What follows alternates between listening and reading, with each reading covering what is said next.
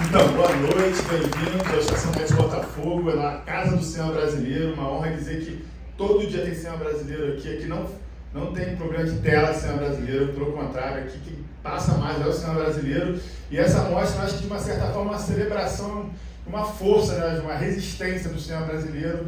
Uma produtora que dura 60 anos fazendo filmes, continua fazendo, acho que é o retrato do cinema brasileiro, do que a gente é resistente, lutando pela arte, e esse cinema também é um pouco isso. Então, essa sessão é muito especial, tem pessoas muito legais aqui presentes, não só para falar do filme, mas como público aqui também, vários cineastas, vários amigos estão sempre aqui presentes. Helena, Souber, Emília, Neville, já são quase tem nome na cadeira aqui, já de tanto que vem prestigiar os eventos aqui. Queria agradecer muito e dizer que essa sessão a gente vai inverter, a gente vai começar pelo debate, vai começar pelo bate-papo e depois a gente passa o filme. Então eu queria pedir uma salva de palmas para o nosso grande mestre, Cacá Diegues.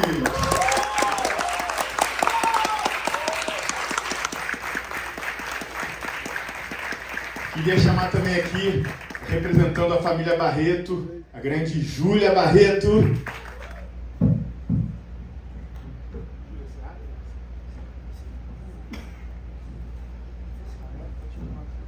Bruno, eu chamei o Bruno aqui para... Vem, Bruno, você não estava quando eu te chamei, acho que você estava lá fora. Bruno Barreto. Ontem passou um lindíssimo Dona Fonte dos Maridos, debate foi também incrível. Apresentando aqui, produtor do filme também, Júlia. Eu vou ler um textinho dos meus avós, que eles não estão presentes porque estão com Covid, e mandaram um textinho que eu vou ler agora para vocês, um minutinho. Meus avós são Lucílio Carlos Barreto, né, da qual essa mostra...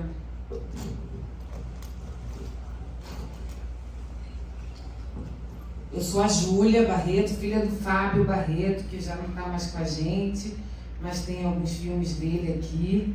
Espero que vocês vejam, são filmes lindos que eu particularmente sou muito fã.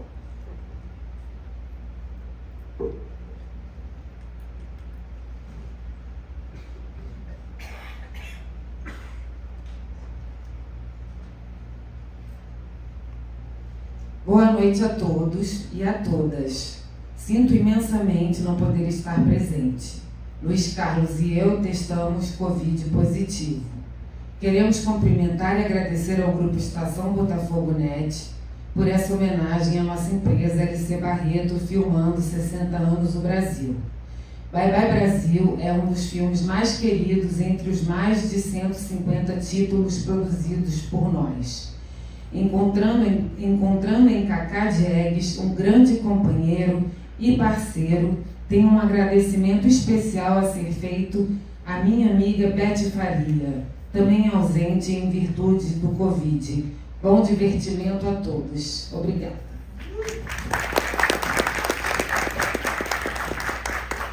Bom, gente, boa noite. Meu nome é Diego Alexandre, eu estou aqui hoje para mediar o debate. Eu estou muito feliz por estar fazendo parte das celebrações pelos 60 anos da LC Barreto. Eu acho que não tem um brasileiro que não tenha se emocionado e não tenha um carinho por algum filme produzido, né? Por essa que é a maior produtora, né, do Brasil, a produtora mais histórica do Brasil. Incluindo filmes, né, do Cacá, do Fábio, do Bruno. Acho que o acervo, né, de filmes da LC Barreto tem um valor inestimável. Todo mundo já se emocionou assistindo uma obra produzida, né, pela Lucy e pelo Luiz Carlos.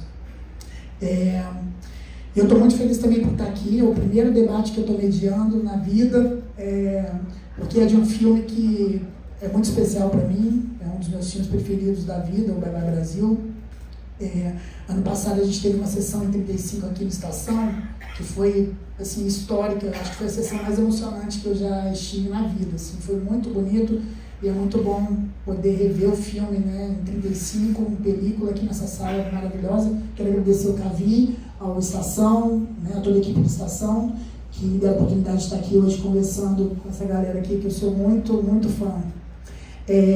Então, o filme, né, Bye Bye Brasil, ele lançado em 80, ele disputou a Palma de Ouro em 1980 E, enfim, se tornou, ele já nasceu clássico, né? A gente pode dizer que o Baba Brasil é um dos filmes assim, fundamentais do cinema brasileiro, é um filme importantíssimo, ele já nasceu clássico mesmo. Ele disputou a Palma de Ouro, né, no ano em que o Kagemusha do Kurosawa venceu a Palma de Ouro, né, e dividiu com o Bob Fosse pelo All the Jazz. Então, assim, né, era um ano que só tinha filme bom lá em Cannes concorrendo. Foi o ano que a Tezuka Yamazaki também estava lá representando o Brasil com o Gaijin, Caminhos da Liberdade. E o Baba Brasil, ele, na época da estreia do filme, o Kaká, ele publicou um texto no Jornal do Brasil, que eu tirei um trechinho aqui, eu queria começar lendo esse trecho para fazer a primeira pergunta para o Kaká. Foi publicado 2 semanas antes da estreia comercial do filme, em 3 de fevereiro de 1980. Bye Bye Brasil é o meu sonho sobre isso que se convencionou chamar de realidade brasileira, ou seja, mais uma modesta versão pessoal, uma das muitas versões possíveis sobre alguns aspectos do que ocorre com o mundo e as pessoas mais próximas de mim.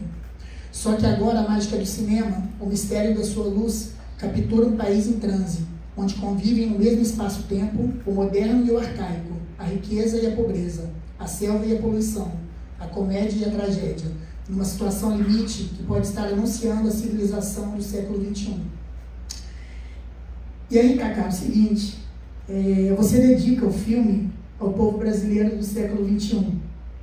43 anos depois, como que é apresentar esse filme para a geração que nasceu no século XXI ou no final do século XX, que não viveu o lançamento original desse filme?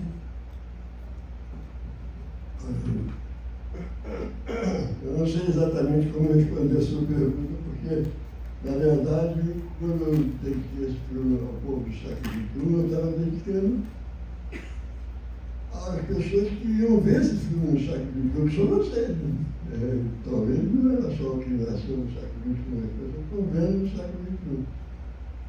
Tem uma coisa muito bacana, que é o seguinte: quando eu lancei esse filme foi um dos meus filmes que mais penetrou no mercado internacional, passou em muitos lugares. E havia uma coisa que me interessava muito, foi muito bacana, foi que o filme, para os críticos europeus, para as pessoas que escreveram sobre o cinema na Europa, esse era um filme sobre o fim da civilização. Enquanto que nos Estados Unidos e na América Latina, no modo geral, o filme era um filme sobre o início da civilização. E é exatamente esse o espírito do filme, né? Que é um filme que começa e acaba com alguma coisa. Então foi, esse foi a melhor resposta que eu tive sobre o filme foi essa, né? Que era um filme sobre que acaba a civilização, que foi a coisa da Europa, a tristeza, né? E a outra que está começando a civilização, que é a coisa dos Estados Unidos e da América Latina. Isso eu acho que é o que corresponde ao que nós podemos ver também no filme hoje. Eu acho, vamos ver. Também não sei. Então, gente, na biografia do Kaká, Vida de Cinema, ele fala bastante, né, sobre a ideia do Baba Brasil, como surgiu e como que foi desenvolvida, as filmagens, né, enfim. E ele conta que quando surgiu a ideia do Baba Brasil, ele colocou no papel em 1,5 página a ideia do filme. Ele fala que não considerava nenhum argumento, né? E na época, assim, as pessoas que ele apresentava, no primeiro momento, não se entusiasmaram com a ideia. E a primeira pessoa que se entusiasmou e que deu força para ele foi o Bruno, né, Bruno? E o Bruno que ficou lá, né, cutucando a Lucy e a avó dele, né, a dona Lucila, para investirem no projeto e apostarem no projeto. Eu queria que o Bruno falasse um pouquinho sobre isso, enfim, o que te chamou tanta atenção desse argumento aí para... Olha, eu e o Kaká, a gente tinha acabado de se separar. Ele da Nara e eu da Suzy. Acho que as nossas filhas estão até aqui, a da Suzy e a da Nara. E a gente estava fazendo uma viagem à Europa. Era um negócio de cinema brasileiro, uma retrospectiva sobre brasileiro e tal, e foi o Kaká. E a gente estava junto e tal, e ficava até em Roma, ficamos no mesmo quarto e tal, e a gente estava voltando de Roma para Paris. e perdemos o avião.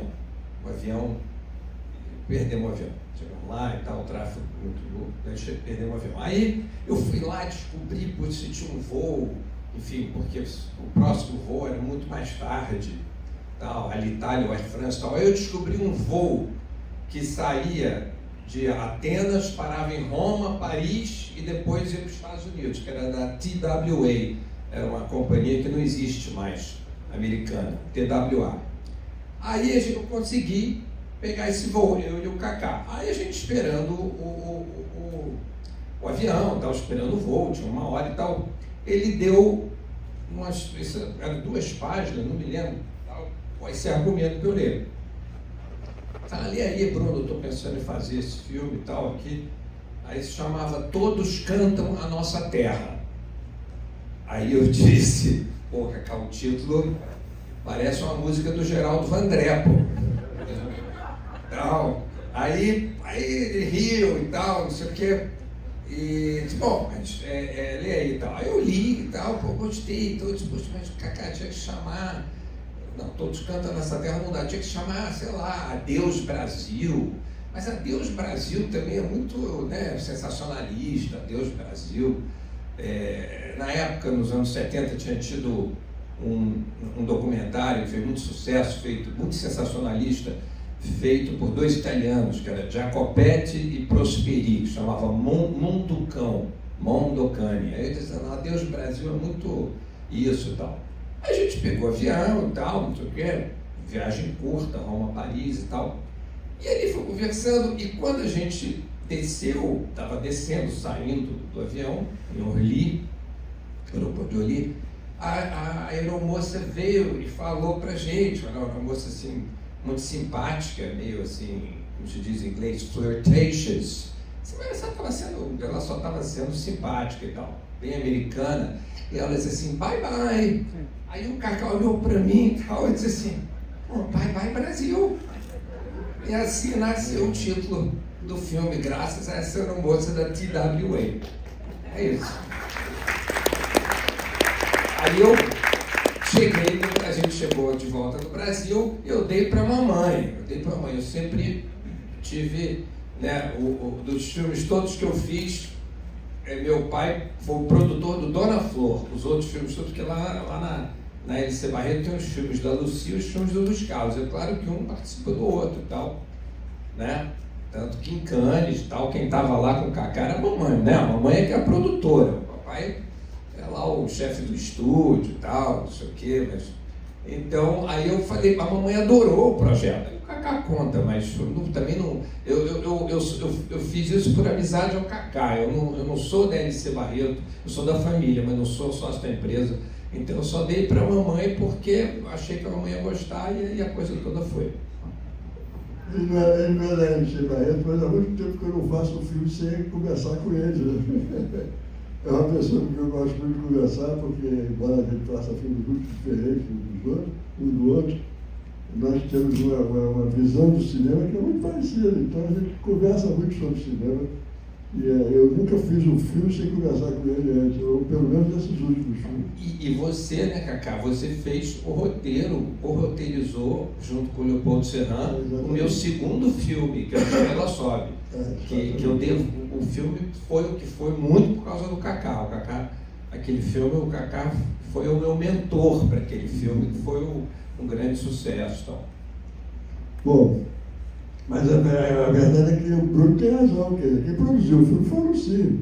O Luiz Carlos nem gostava, nem acreditou muito no projeto, não. O Luiz Carlos ficou meio em dúvida, porque eram 2 páginas. E um produtor do mundo faz um filme com 2 páginas, né? O cara quer saber pelo menos um pouquinho mais. E eu não dei a ele mais que isso. Então ele não gostou muito do projeto, não. Quem produziu mesmo foi a Luci e a dona Lucila, né? A mãe dela foi uma pessoa inteiramente ligada, ela já faleceu há algum tempo, mas ela é uma pessoa muito ligada ao cinema e gostou muito do projeto. Porque o projeto tinha uma coisa muito interessante, que era o seguinte: eu conhecia muito o Brasil, eu já visitei, então eu já tinha visitado o Brasil, quase todos, né? Faltavam, sei lá, 3 ou 4 estados que eu não tinha visitado, mas eu conhecia quase todos os estados. Então, o que eu fiz foi simplesmente situar nesse projeto que o Bruno leu, que eu escrevi para a Lucy, situar onde se passava a cena, mas eu não dizia nem quem eram os atores direito, quem eram os personagens direito, porque eu não tinha nem personagem, não tinha uma dramaturgia naquele roteiro. Não era um roteiro importante, tinha apenas uma indicação dos lugares que ia filmar. Em cada lugar desse a gente chegava e inventava uma coisa que ia fazer lá. E resultou nesse filme. É claro que tinha digamos assim, uma mecânica da compreensão do que era aquele filme, o que nós queríamos com aquele filme. Mas, na verdade, o que acontecia foi tudo inventado no lugar, naquele lugar ali, que a gente chegava e inventava o que ia filmar. E eu disse, até nisso a Lucy foi muito importante, porque a Lucy evitou que eu fizesse uma besteira e filmasse, por exemplo, eu queria fazer uma sequência com uns pescadores lá no litoral alagoano, e ela me conheceu quando eu não precisava daquilo, realmente não precisava. Quando acabou o filme, ela tinha toda a razão, não precisava mesmo, né? Então isso aí foi bacana, porque a gente conversava mais sobre os lugares onde ia filmar do que sobre propriamente a dramaturgia do filme. Né? Pô, muito bom ouvir essas histórias, né? E enfim, um roteiro que foi acontecendo à medida que a caravana do filme ia, né, entrando no Brasil. É muito legal saber disso. A Zaira está aqui, né, Zaira? Vamos lá. Você é prima do Kaká, para quem não sabe, né, a Zaira é prima do Kaká. Estreou no cinema, no filme do Kaká, né, O Chuva de Verão, com participação. E no Beba Brasil você faz a Das Dor, né? Eu queria que você falasse um pouquinho sobre esse personagem, sobre como que foi a construção desse personagem, né? Você ainda estava começando no cinema, e falar um pouquinho da repercussão, como que você viveu a repercussão desse filme lá no Festival de Cannes, por exemplo, como que foi a experiência lá? Fala um pouquinho pra gente, por favor. Boa noite a todos e todas. Falar do Bebê Brasil é sempre muito emocionante para mim, porque foi uma fase maravilhosa da minha vida e abriu assim muitas portas, né? Primeiro que essa experiência de filmar no interior do Brasil, um Brasil que eu não conhecia mesmo, eu criada em Ipanema, né? Não conhecia esse Brasil. Quando eu li o roteiro, eu fiz teste para o filme, sempre faço questão de falar isso. Passei no teste, fiquei super feliz. E quando eu li o roteiro, eu achei que o Kaká estava doido mesmo. Porque aonde que a gente encontra índio, meu Deus do céu? No roteiro ele escrevia, encontra uma tribo. Caramba, como é que vai ser isso, né? Andei de avião pela primeira vez, fomos direto lá para Belém. E foi uma experiência maravilhosa. E depois do Festival de Cannes, nossa, não tenho palavras. Aquele hotel maravilhoso, aquele palé de festival, Marcelo Mastroianni, Fellini, meu Deus do céu, essas pessoas todas nos cumprimentando e parabenizando pelo trabalho. Eu só tenho a agradecer. Agradeço demais ao Kaká, a Hélice Barreto, que pôde proporcionar esse trabalho lindo, maravilhoso. E é isso. Muito, muito, muito obrigada.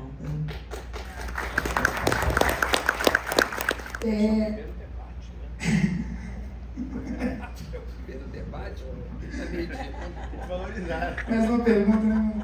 O Kaká, falar um pouquinho, né, do saudoso Zé Wilker, né? Você fez uma parceria enorme com ele, né? Chegou a trabalhar com você em vários filmes. Eu queria que você falasse um pouquinho sobre como que foi, né, assim, a construção do Lorde Cigano. Se você pensou nele de cara, como que foi isso, enfim, a escolha do Wilker para esse papel. Foi um dos primeiros filmes, né, que ele trabalhou com você.